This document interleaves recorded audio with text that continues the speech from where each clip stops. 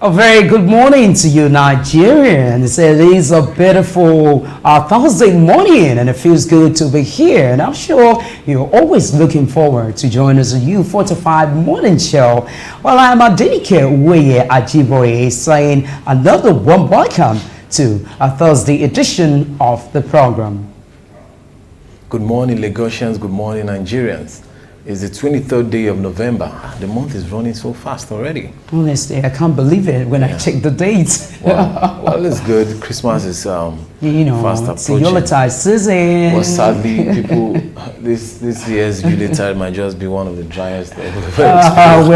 Let's pray it doesn't happen that way. Because a lot of people are complaining. Anyways, I am Osage Solomon Wilfred. Good morning.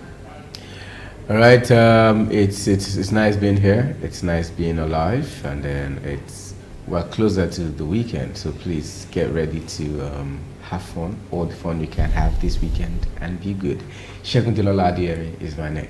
Welcome. Yes, there's a lot to look forward to on today's edition of the program. You remember that just yesterday we looked at the DSS having to flout court orders, and we'll take a clue from the detained former CBN governor Godwin Emiefele. And today we will continue from there. You know, we were able to get police personality, retired superintendent of police, and of course a legal practitioner in person of Barrister Ogunlano.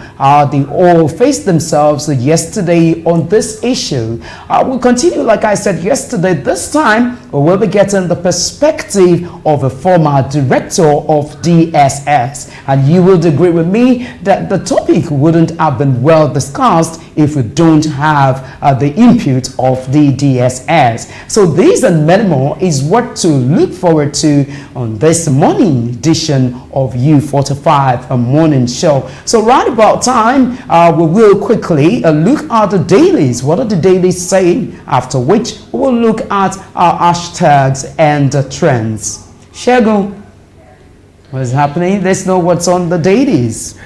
All right, let's kick off with the Daily Sun. The Daily Sun's the headlines says Osun, Edo, Anambra, Kano top 2023 electoral offenders list. Now the writer says 187 lawyers, 16 SANs to begin prosecution of suspects. 1,076 arrested in 35 states. That's quite alarming. I thought Lagos State would have been listed here. I mean, we all saw what happened in Lagos State during the elections. I mean, we're talking about top 2023 electoral offenders. I feel Lagos should have been here. Maybe because we didn't have the governorship election. We didn't have the governorship election. We did. I don't know how they arrived at this figure, but Lagos State was chaotic. For we who are Lagosians and were here, we saw what happened. So many irregularities here and there, even the internet clips, pictures and videos. Well, quite sad. Osun, Edo, Anambra, and Kano are the top 4 states with the most electoral offenders. Okay, moving on from there, federal government moves to unlock $300 billion in deed capital via land reforms. You find that on page 23. And on page 4, you find former CBN governor Emiefele gets 300 million naira bail. And then also, court declares Buhari's appointment of FCC's chairman secretary unlawful. You find that on page 5. And finally, you see this. It says Kano Guba NMPP protests, urges NJC to review court rulings. What do you guys think about this one? Protesting that the court rulings be reviewed. Well, it's surprising though, because you know, we talked about this very judgment yesterday, and we're already giving kudos to the Nigerian courts because the judgment for us it shows that indeed these the mandate of the people that has come to play. And when you now talk about the need for you not to, you know, the need for you to always allow, you know, to allow the will of the people to prevail. I think that was exactly what we felt that court ruling justified day before, yesterday morning, right? So now seeing and hearing this, now people saying that they discovered and there's need for them to, you know, this is something that to an extent is making a lot of people also cast aspersion on the Nigerian judiciary. So the question here is, could it be that indeed the judiciary is being used just on this platform while we were speaking with the spokesperson of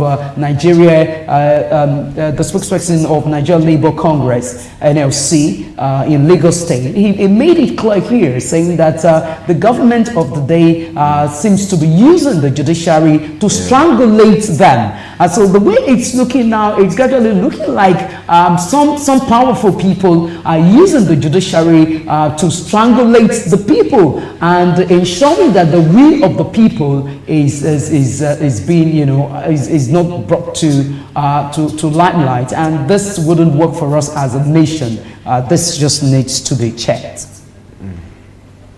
Absolutely. We talked. Now the writer says that appeal courts clerical, typographical. It's just totally unacceptable. It's not. Make the judgments. It's not acceptable. Not to be, you know, well defined. I mean, I don't agree with all of this. And well, let's see how the story unfolds. All right. Moving on to the Nigerian Tribune. The Nigerian Tribune. The main headline says, "Sack of Kano governor. Appeal court cites clerical error in CTC as youth protest in Kano." We're just talking about it, and the writer says, "NNPP heads for Supreme Court asks NJC to probe controversial CTC over victory upheld. APC insists." A lot about this story. For more of that, check page 2 of the Nigerian Tribune. Suspended Adamawa wreck in Niger Republic. Council tells court. Suspended Adamawa wreck in Niger Republic. Council tells court. Page 5 of the Nigerian Tribune. Senate seeks probe into $500 million CCTV contract in FCT. Page 5 of the Nigerian Tribune. ECOWAS Parliament seeks review of sanctions on Niger Republic. Page 29 of the Nigerian Tribune. Still on the Nigerian Tribune. FAC, FG states local government shares 906.9 billion naira for October. Page 6 of the Nigerian Tribune. And finally on the Nigerian Tribune it says, police officer killed as army police clash in Adamawa, CP fumes. Page 15 of the Nigerian Tribune. This issue of police army clashing, I mean, it's as old as Nigeria itself. Alleged 1.21 billion naira procurement fund. Court grants Emiefele 300 million naira bail. That story is all over the newspaper. Federal government plans 75 billion naira loan to 1.5 million poor Nigerians as First Lady launches market money. What deal? Market money. Market money. Here's another one from the federal government. Another poverty alleviation scheme that would sometimes not see the light of the day. Usually, many of these financial schemes don't get to the grassroots. Shegu, what do you think? That's the problem. So when they, it's a very good initiative, which is support. I like it. It's a very good initiative. But then when you put this in the pipeline, who is monitoring it? You don't have monetary teams that will see to it that this money are actually being disbursed to the people who are in need. So 1.5 million Nigerians, maybe only 1 million or 700,000 people will get it, and the rest will happen to it. So I think it's a good initiative, but if the government of the day would try as much as possible to have a monitoring team that sees to the disbursement of these funds. All right, that'll be all for the Nigerian Tribune. All right, now moving to the Guardian newspaper, the front line, the front page headline reads, "Poor funding raises concerns for 270 new private varsities." You'll find that story on page 6 of the Guardian newspaper. Other headlines reads, Tension in Kano over Guba verdict as Akeredolu Ayedatiwa crisis rocks Ondo. Now this crisis, we now have crisis in Ondo and of course in Kano. That's just what we're talking about, the Kano. And I just hope, Kano is as large as Lagos State, if not even larger than Lagos State. And so I don't know why the Supreme Court will be citing error at this point in time where you want to sack a sitting governor. And now the protest, I just hope they're able to contain it. That's just a prayer.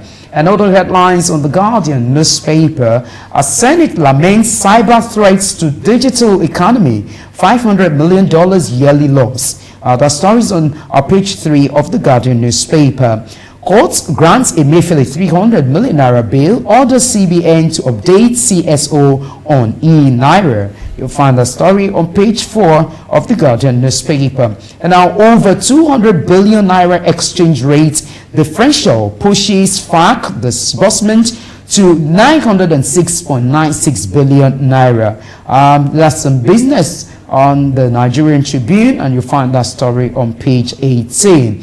And now following that headline directly, you have Adelabu, aviation safety and profligacy of public officials. That's the editorial, which you find on page 2 of the Guardian newspaper. And now to another loud headline here, is it reads, Governor Fubara opens 2 world-class health facilities. Of course, that is in River State. You're aware that within this month, yes, we are aware of the impeachment, that Fubara was being faced with. Yeah. And luckily, as a man, I believe, is filled with wisdom and knows very well. He knows who his predecessor is and how powerful he is. He was swift and smart enough to immediately go and also apologize. We saw him, apologizing to the FCT minister, Wike, and all of that now has been, swept under the carpet. Well, let me just say, congratulations to Fubara. After that, now he has launched world-class health facilities. I hope this can be emulated by other governors, because this is a time where I would say that even nurses are complaining, doctors are complaining of brain drain. They are all migrating out of Nigeria. True. And the reason is not far-fetched. They've talked about their salaries and not something to write home about. Only hope that government is able to address that aspect. I was going to come there. Launching a world-class health facility is one thing, right? Maintaining it is another thing. So the people that are coming to work in it, are they going to be well paid or underpaid? And would they be a professional? What would be the standard? Are they world class? Are they world class as the facility is? So that's a very good one, Solomon. All of these things need to put in check. Perspective, yes. Let's put, who is going to employ these people? I mean, at least let's have one world-class health facility in Nigeria. Professionals. At least one. So you don't have to go to India. You don't have to, Just go to Port Harcourt. It's not that far. But it will be affordable. Well, I only hope that some of these challenges will be addressed in no time, so that we can be proud of our nation, Nigeria. Well, viewers, this is all that we will be taking on Newspaper Review this morning. Endeavor to get these dailies from the Guardian newspaper, the Punch, Daily Independence. I mean, the list is just endless. Daily Times, just get one so that you can also read and develop yourself. I mean, it's just called self-development. It's very key. As they say, information is key to our well-being. So do not joke about it. So right about now, we will take a short break so that we'll immediately go into the discussion segment. Of course, with the DSS, former director of DSS, getting his perspective on the disobedience of court order by DSS, and of course we'll also look at the 300 million naira bail granted to the detained former governor of Central Bank of Nigeria, Godwin Emiefele. So join us again.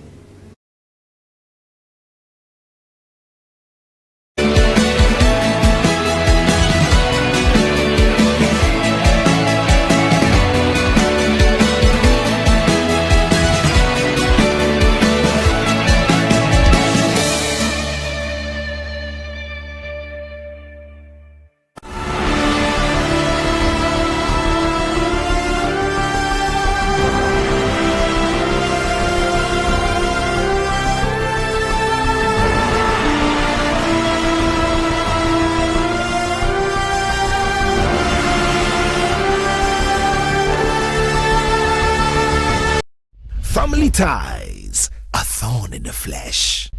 We need to remove him, otherwise we are going to be in trouble. You must kill him today, not tomorrow. Today! There's a handsome prize on your head, and if you can top it, you walk free. She's even awake. She's awake? Will you stop that? And don't you dare repeat that again. What is she doing? I don't know. My son is nowhere to be found and you asked me to relax. I can't. So we're not going to eat? You have to eat. Look at you.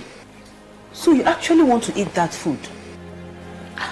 The way this food is smelling, I think it's really going to be delicious. Oh my son! Oh my son! What are you doing here? I will not let you send her out.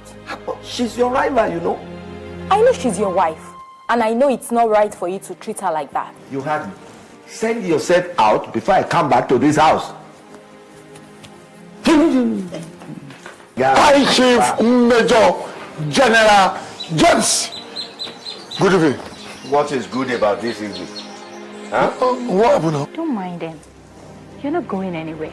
You stay. Please. Please.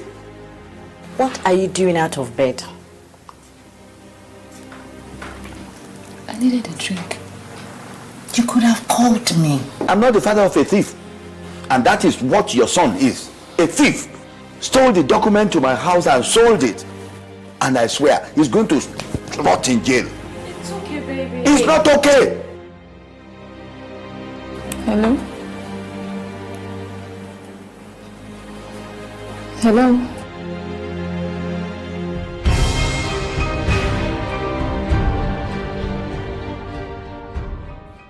Family ties, a thorn in the flesh.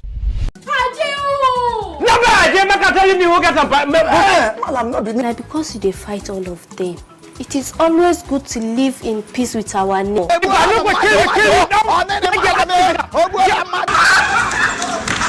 How old are you? I'm 25. Yay!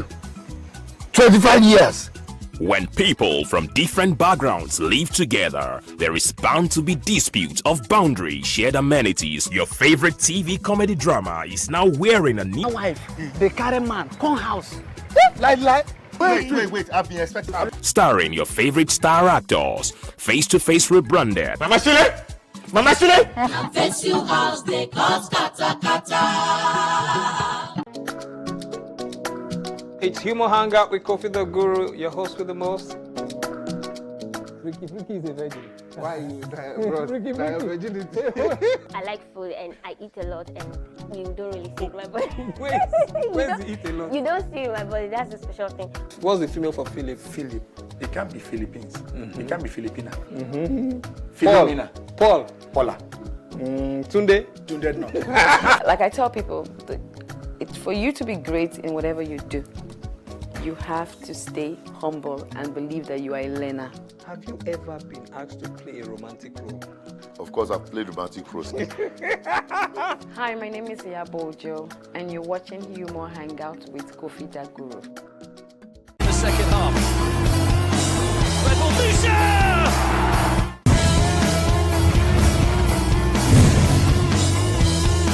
Moses. The long lineal line. They retire from.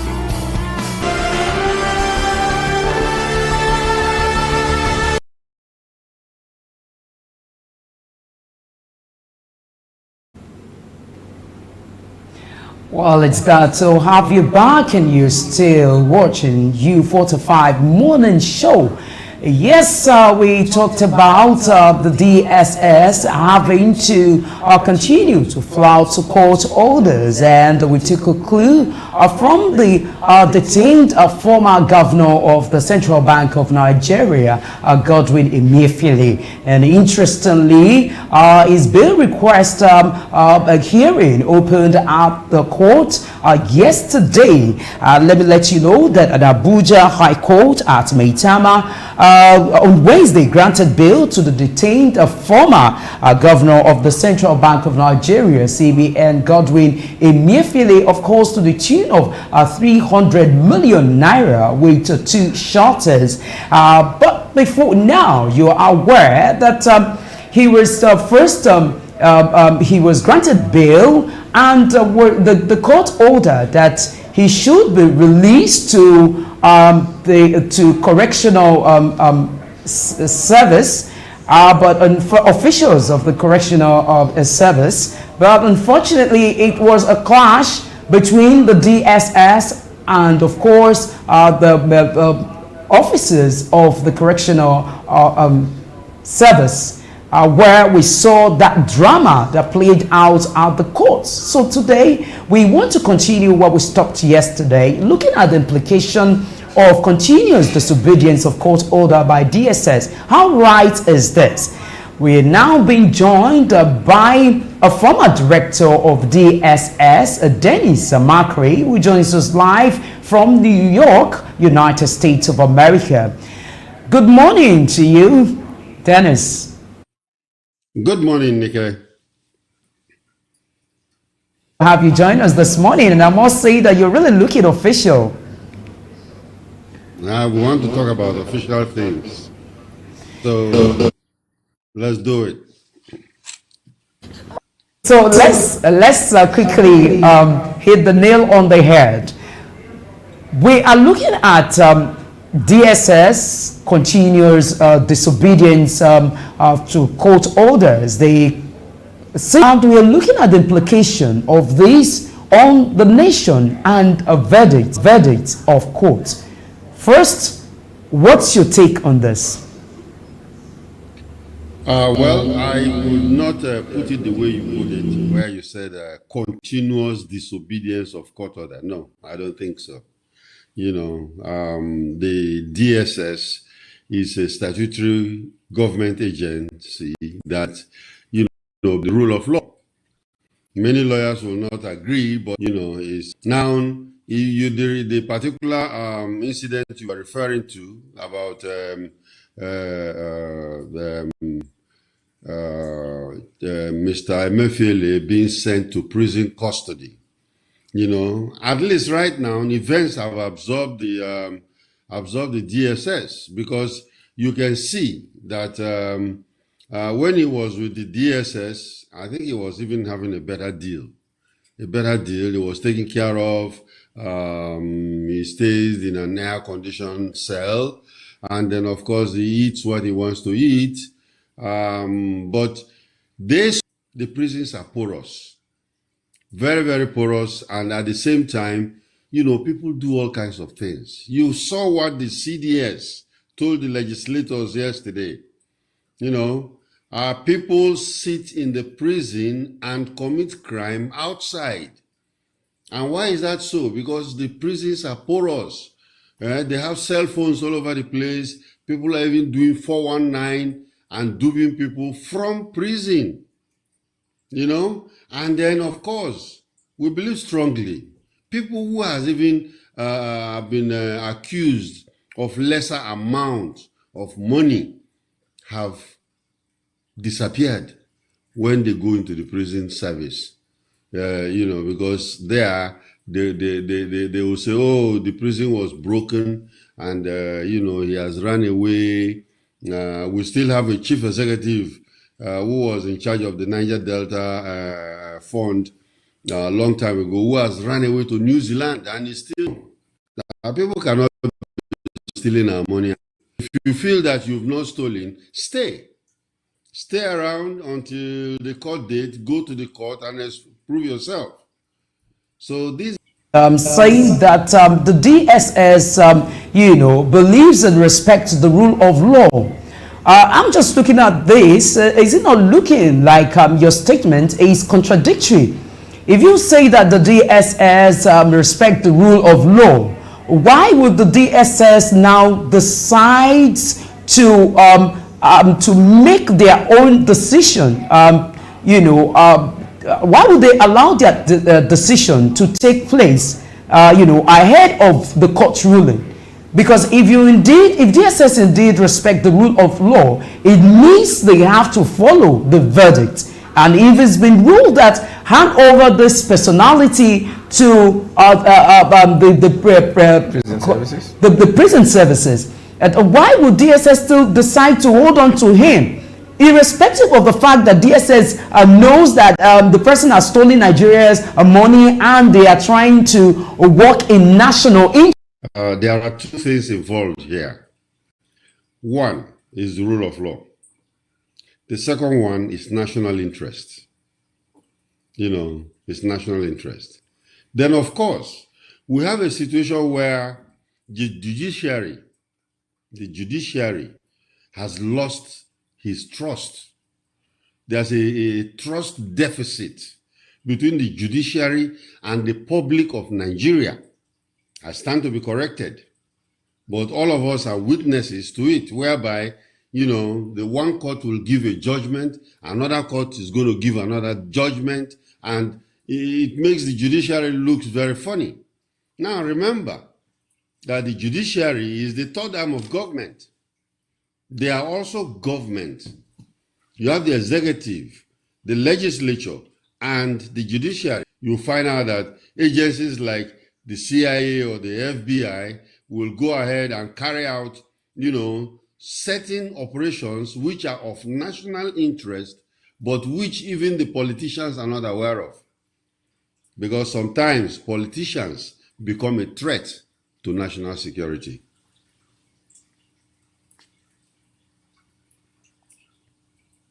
You made mention of rule of law interest. Rule of law supersedes everything. The rule of law.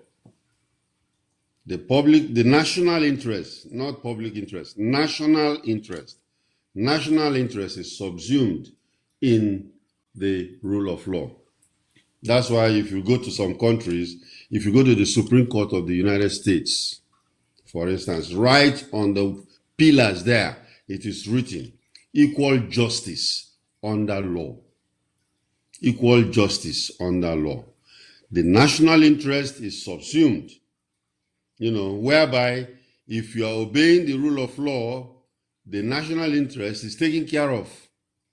But here in Nigeria, you can decide to, ignore the rule of law, ignore the national interest. And an agency of government which is statutorily asked to enforce these will always go for it, because many people don't understand the difference. Or, I used to have this very serious debate, especially with the learned silk, Femi Falana, where we were discussing which one is more important and which one supersedes which. Is it the rule of law or the national interest? I think it's a national debate that many people will look at, because, the national interest is very, very important. The national interest is something that affects everybody, but it cannot be flouted because it's under the rule of law. So if you are obeying the rule of law, then you will not disobey or go contrary to the national interest. So the debate is still going on, and I think a lot of lawyers or even public analysts are going to argue one way or the other. But again, remember, the national interest is very, very important, because as soon as you lose that, that means, you've lost everything. Deniss, talking about national interest, of course, this goes to show patriotism on the part of every citizen and every government agencies. However, in also trying to follow national interest, don't you think this goes to also show that the DSS is proven to be above the law? The DSS is not above the law. It's never above the law. If a DSS officer, including the DGSSS, flouts the law, and it is held and is proven, he's going to answer for it, because he can equal justice under law. The rule of law means nobody's above the law. That's the meaning. Let me break it down to ordinary language. The rule of law actually means nobody is above the law. In Nigeria, many people believe that they're above the law either because they are politicians, they have plenty money, and that's why you find out some people who say, do you know who I am? Do you know who I am? And all that, try to insinuate that, I am, this or that. Some people will not even obey the law because they believe that they cannot. You see, they say, ordinary law, at red light, stop. BRT, don't use it except buses. You find people will be driving on it because they believe that, or you remember, there was this very, very important incident that was when Fashola was governor of Lagos State. A colonel, a military colonel, was driving on the BRT lane, and Fashola was passing, and he saw him and stopped and said, hey, come out. Why are you driving on this lane? And he was busy saluting Fashola, and Fashola said, no, they have to take him back to the brigade, and then got him reported, and he was disciplined. That is the rule of law. But he feels that because he's a colonel, then he can do it because he feels nobody is going to stop him. And that is the problem we are having. The interest, the national interest. Okay, go ahead. Okay, Deniss, you see, a lot of people have argued in Nigeria that to an extent, it looks that the laws are made for a special, are made for a different group of people. And a lot of times when it comes to the rich, it's like the law would always find its way to favor them.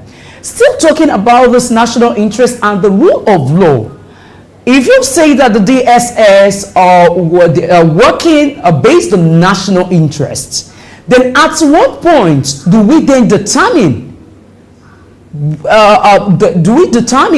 that indeed the DSS is not acting in acting against the rule of law?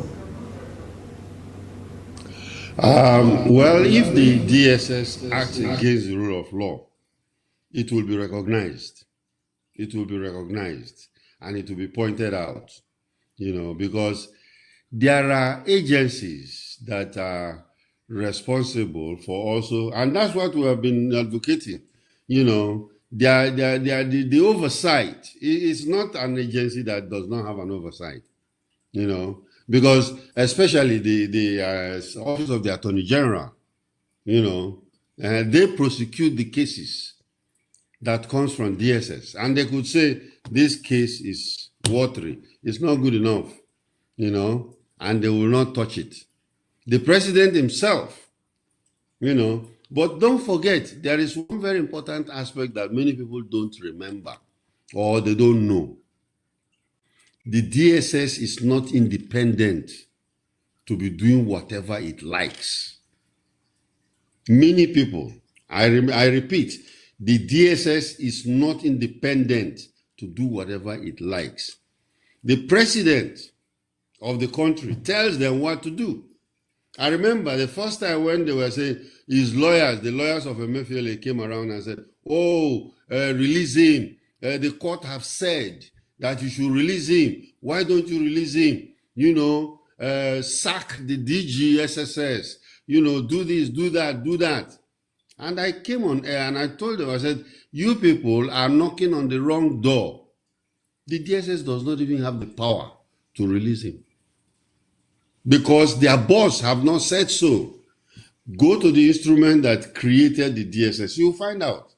They are in charge of internal security, blah, blah, blah, blah, blah. And at the end it says, and any other order that will be given, keep this man over there, and they keep him. Keep Nnamdi Kanu there, and they keep him. Keep El Zazaki in detention, and they keep him for many reasons, and many presidents have done it. Keep Dasuki, for instance, President Obasanjo kept Dasuki there for so years, and they do that. They cannot on their own decide that, hey, let me just go, okay, this guy has been with us for too long, or people are talking, so let's just release him. It doesn't work that way.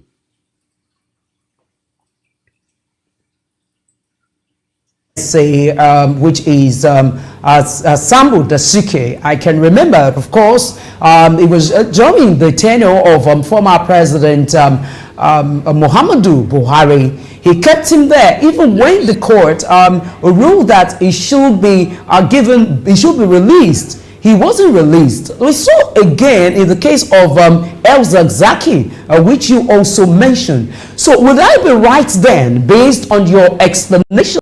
You see what is happening in the United States right now, here in New York. Trump has been taken to court. And if he does not, he risks the problem of going to jail. Because the institutions will not allow him to rest for what, and this one is for tax evasion. Tax evasion. The other one was when his followers went and started attacking the Congress. On January 6th, they went and attacked the Congress, tried to break the windows, go in there, and then he was commanding, but he kept on denying that, oh, I don't know them. Okay, fine, you don't know them. They jailed a lot of them. But this particular one, where he was under even tax, ordinary tax. Many Nigerians don't pay tax, and he was hiding the tax in different places, lying about it, and he's been showing up in court. There. But they behave as if a small road will bring out and then, of course, put things in proper perspective. Now, Deniss, you talked about Nigeria not having proper systems in checks for our public servants. Now, what type of systems are you talking about? Are you talking about the courts or even the security agents in Nigeria? I'm talking about the institutions, the laws that guide us. Those are the institutions that guide us. The legislature, our constitution, the constitution, what it says, and how people pursue it to the letter. The freedom and the benefits that the constitution provide. Insurance company don't even know you, and they will just say, okay, this is it. Where is your roadworthiness and stuff like that. The institutions must be strong, because if they are not strong, people take advantage of the rule of law. Whose responsibility then is? Whose responsibility it is to set up these institutions? Isn't it still the government that the people have elected in place? It is their responsibility to set. We can begin to build a strong institution that is above our leaders, above anybody. That's number one question. And another question I want to ask you is, in your statement, you said that in Nigeria we worship our leaders. Can you expatiate on this? And how do we stop this? How do we begin to get our leaders to be accountable? I'm asking that because the laws has to be enforced. If I say, don't go there and bend down or stand one corner and start to urinate, and if it is not enforced, then there is no law. You get what I mean? There will be no law, because if the law is not enforced, then there is nothing to worry about. They are saying, no, don't cross the road, and then don't cross the expressway. They build a flyover. People are supposed to walk across it, But you see people dashing across and saying, oh, yeah. If it is death, you look, why do you think kidnapping is going on in Nigeria? Because nobody is being punished. Nobody. Properly. My second question is that this will begin to demand good governance. Okay. I was invited to come and speak to some youths in a local government. And then I was talking to them, and most of them were, during a question and answer, they were busy asking me about, we don't have jobs, we don't have this, we don't have that, And I said, but you have a local government chairman, and the roads are not very good. So why don't you do something about it? They said, what can we do? And then I told them, I said, listen, it is in our constitution. If a local government chairman does not do his job, you can recall him. You can even recall a senator. You can recall a legislator. You see, you are laughing because you feel that it's impossible. But it's in the books. If he's not performing, he can, by signatures, I can go and collect how many, 1 million signature or whatever amount of signature, and then, present it, and then that guy will lose his position and we will vote in another person. That's how it works. For you dash them 10,000, 5,000, and everybody is happy. As if it is his money from his pocket. These laws are enforced. It's not as if we don't have laws, we have laws. But the challenge here is who then enforce or who are those to enforce these laws. The question is, and I believe you would agree, that corruption is a challenge. It has eaten deep into the fabric of this nation. And thereby, it becomes really difficult for you to be able to have the right people in position of authority. It is difficult right here in this country from them. A late musician, Fela sang in his song, Colleagues, where he said that my people fear to, I'm trying to remember that song, but it's all saying or a pointer to the fact that Nigerians by nature are fearful of people. How do you now help us to, tell the people, or how do you begin to tell the people to continue to demand from these people? We are even talking about politicians buying SUVs, living large. Some of them, you can't even see them to talk to them. So I want you to address that on the way forward. Well, you can see, in fact, the story is raging the whole of last week about spending how much each legislator was supposed to use, 160 million or something like to buy an SUV for a country that is totally broke. And people have not eaten to national security. We know what we're talking about. And the ordinary person will not understand, or some lawyers who have already taken their fees from their clients will not understand, because look at what is happening now. Why do you think politicians are fighting president, vice president? It's because of what is in there. And when they get in there, Nigerians are very, very, and it's true, many people don't know their rights, because when you come to think about it, many people to be policeman should not, because this is the country where, because even if I say Nigerians are afraid, colleagues, we witnessed during NSAS where some Nigerians came out to demand what they wanted, just based on the terror launched on them or meted on Nigerians by many of the SARS. And we saw that the government brought in military and the state shooting, and up until now it has been denied. So could it be that the reason why many Nigerians are not demanding their right, because I know that at least a significant number of Nigerians are educated, because if you look at what we're doing, how we're doing in the diaspora, many Nigerians, it's pretty difficult in any sector abroad, you won't find a Nigerian there, and it's doing very well. Even in their schools, Nigerians are topping. So, and now coming down to Nigeria itself, it seems to me that it's not just that the people are afraid, but it is about the security, because the government, the politicians are in charge of security, and even the touts that can do and undo, and who now bears the cat here. So I want you to speak specifically to how Nigerians will begin to demand their rights and they are guaranteed of security.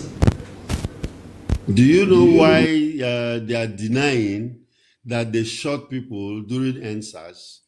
It's because they know that it's wrong. They know it's wrong. They are not supposed to do that, but they did it.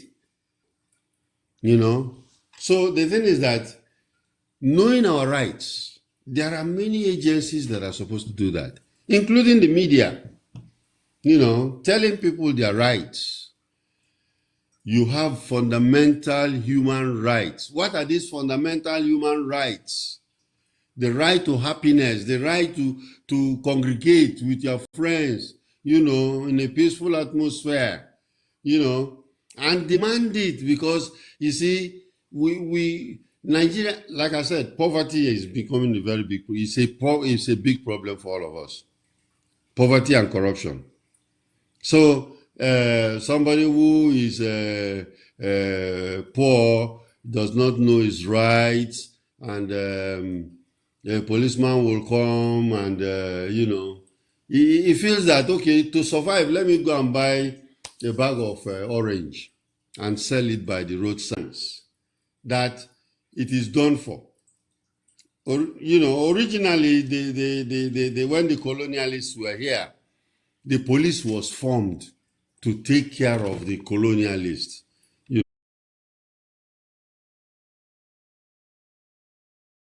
The Miro, all these are illegalities, jungle justice.